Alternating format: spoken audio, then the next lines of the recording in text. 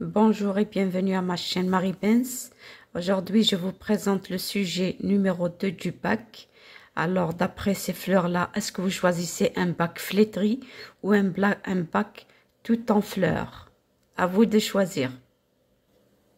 Toujours dans la filière du bac anglais 2022, la filière sciences et vie, maths, technique maths et gestion économique. Donc, that's the English paper 2022 Subject 2. Vous pouvez regarder directement la solution sur le net, mais ici je vous préfère vous donner tips to answer well in an English exam. Ça veut dire je vous donne des astuces pour bien répondre dans un sujet bac. Ok? Suivez-moi jusqu'à la fin s'il vous plaît. Thanks for watching till the end. Alors ici, part 1, Reading Comprehension. Qu'est-ce qu'on vous dit? Read the text carefully and do the activities. Ça veut dire vous avez un texte à lire et à faire des activités. Nous n'allons pas passer le temps à lire le texte, mais directement à passer aux questions. Say whether the following statements are true or false. Ça veut dire vous allez dire est-ce que c'est juste ces phrases-là qu'on vous a données ou bien elles sont fausses. Pour pouvoir dire si elles sont justes ou fausses, il y a des astuces à utiliser. Par exemple, human smuggling is a recent phenomenon. Et si on vous parle de human smuggling, it's a recent phenomenon. On regarde le texte, on revient vers le texte. On vous dit human smuggling is one of the world's oldest professions. Donc on a le mot oldest qui est le contraire de most recent. Ok? Donc ici, on peut déduire, on n'a pas dit un phénomène récent, mais on a dit que c'est un phénomène qui est ancien. Ok? B, nations set up borders to prevent smuggling, etc. Vous avez A, B, C, D à répondre par yes ou no. Maintenant, put the following ideas in the order they appear in the text. Qu'est-ce que ça veut dire? Vous avez des titres d'idées, ou bien des idées qu'il faut réorganiser en fonction du texte. Ok? Pour la première, human smuggling is a recent phenomenon. It is false. Pourquoi qu'on a dit false? Parce que dans le texte, ils ont dit the world's oldest. Ici, ils ont dit a recent phenomenon. Le mot qu'il fallait regarder, c'est recent phenomenon. Donc, je vais écrire false. In the second one, nations set up borders to prevent smuggling. Alors, on va regarder dans le texte. Did they set up borders to prevent smuggling? Let's see in the text. When nations established borders, voilà, là c'est dans la deuxième phrase, they sought to regulate traffic across them. Donc, they sought to regulate traffic. It's not like in the questions to prevent smuggling, ok? Donc, directement, je vais dire it is false. The third one, migrants pay their smugglers once they cross the borders. On va voir, est-ce qu'ils payent les migrants ou pas dans le texte? Regardez. The migrants agree to be moved and the smuggler accepts to receive full payment when they reach the final destination.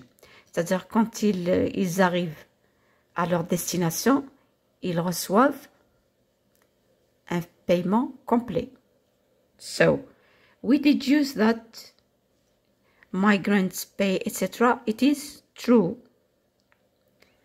La quatrième, improving one's living conditions is not the only reason for leaving the home country. The fourth and the last, improving one's living conditions is not the only reason for leaving the home country. Ok? C'est-à-dire, ce n'est pas la seule raison. Donc, il doit y avoir d'autres raisons. Le mot-clé, c'est is not the only reason. On revient vers le texte pour voir.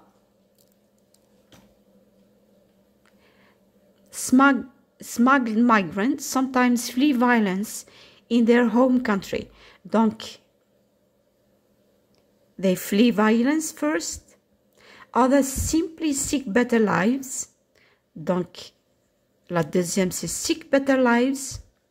Economic opportunities, c'est la troisième. Reunification with family members abroad. Donc ici, on a 4. Il quitte le pays pour ces 4 raisons.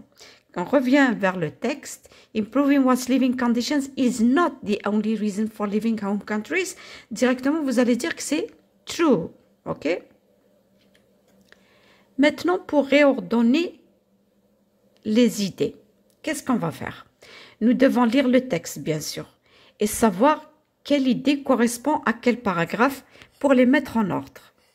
Nous allons chercher suggested measures to fight human smuggling.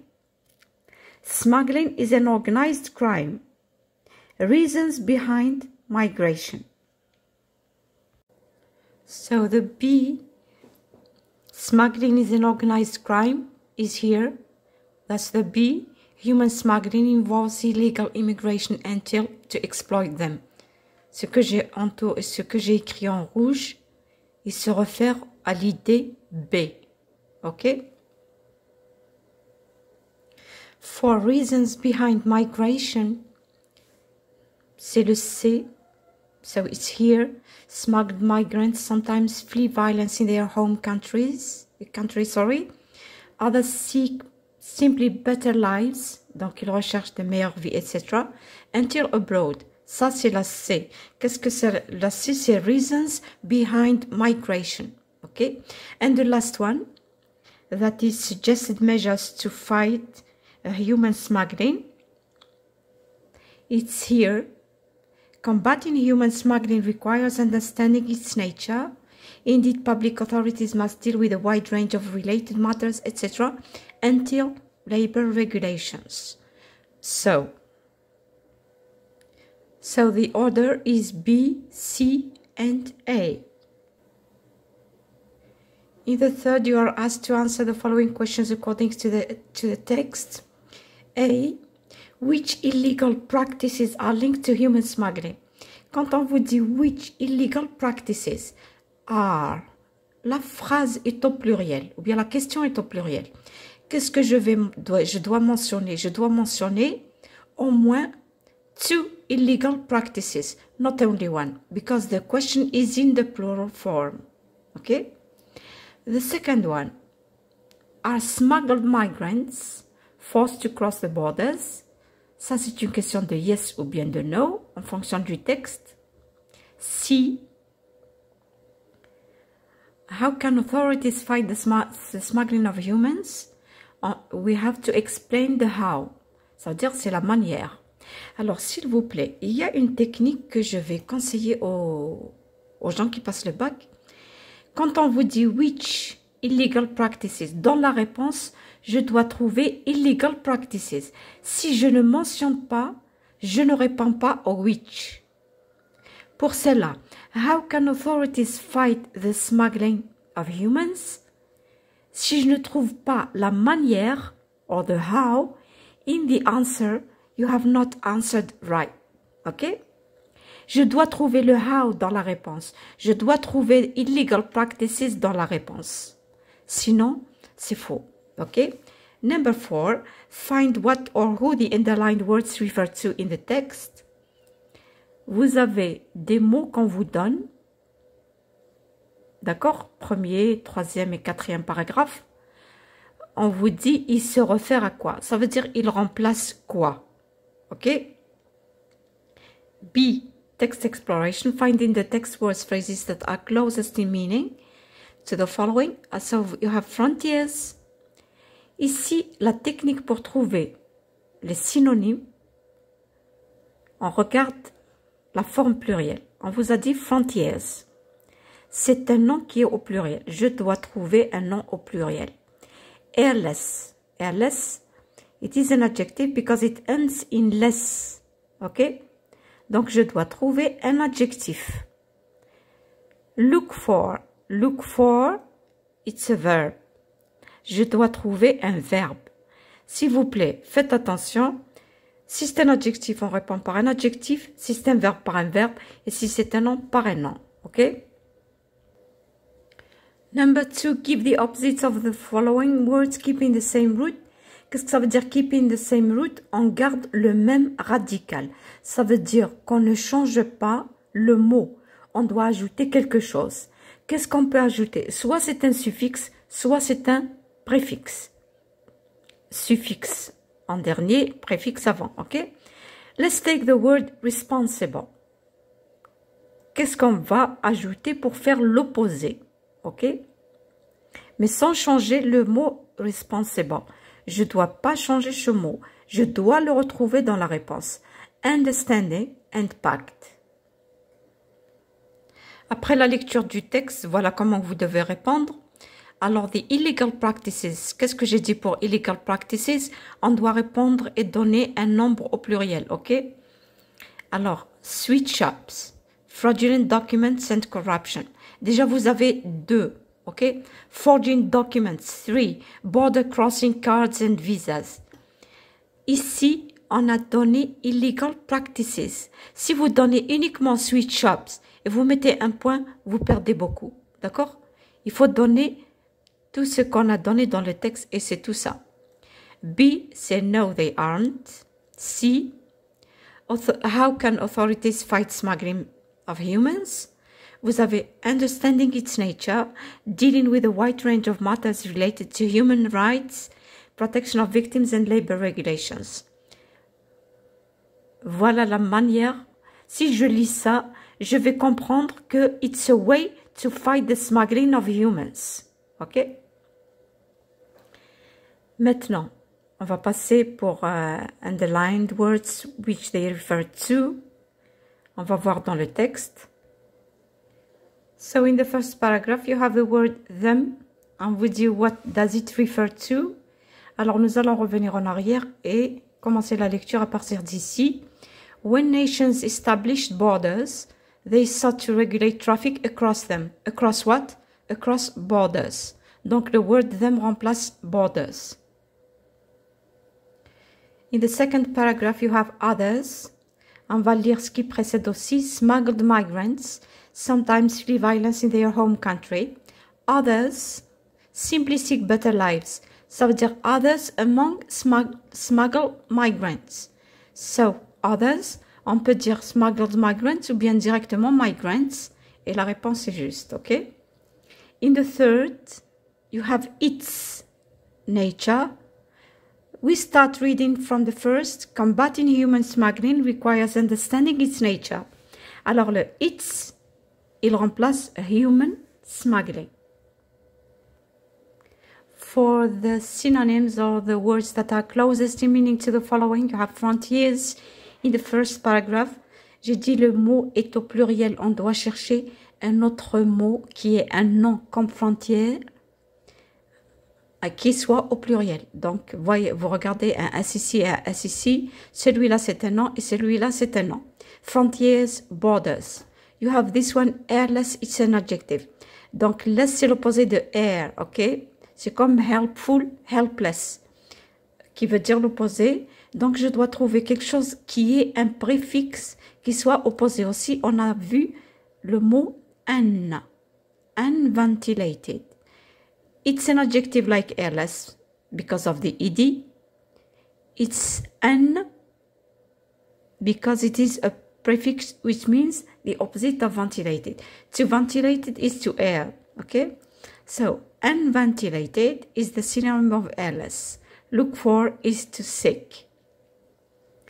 Maintenant, qu'est-ce qu'on doit ajouter au mot pour faire l'opposé tout en gardant le radical? Regardez, j'ai gardé le mot responsable, ok? Qu'est-ce que j'ai ajouté? J'ai ajouté irresponsible. Je prends understanding. J'ai gardé understanding. J'ai ajouté misunderstanding. Le dernier mot, pacte. J'ai gardé le mot pacte. J'ajoute N, le préfixe. In the third, complete sentence B so that it means the same as the first one. First, you have if government do not tighten their borders, etc. You have to start it with unless government. Qu'est-ce que ça veut dire unless? À moins que. Second, public authorities do not take enough measures to combat smuggling. I wish. I wish, il faut savoir quelle tournure ça va prendre, ok? Alors, quand on a le unless, il y a ici do not tighten. Le unless, c'est déjà not. Donc, j'enlève not ici et je transforme la phrase en positif. Unless government tighten their borders, safety measures, illegal migration will increase enormously. Ok? Donc, on a unless government tighten.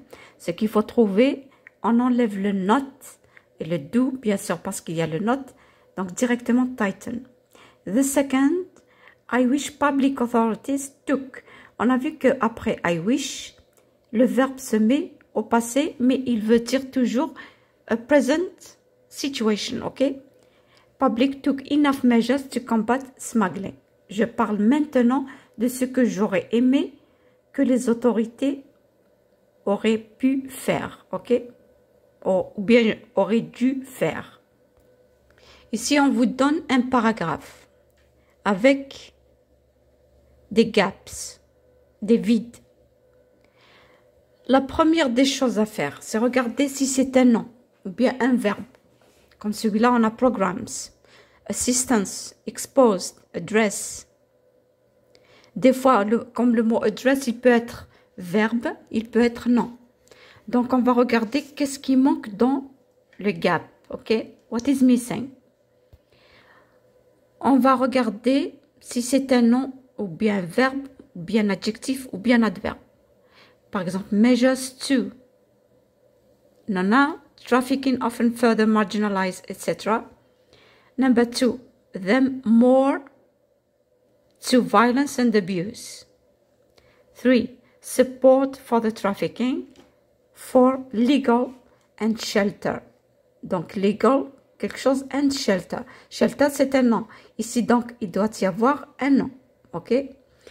Ceux qui ne sont pas du tout à la hauteur pour répondre, ils n'ont qu'à faire des essais. Je prends par exemple, je vais dire measures to programs, measures to assistance, measures to expose trafficking.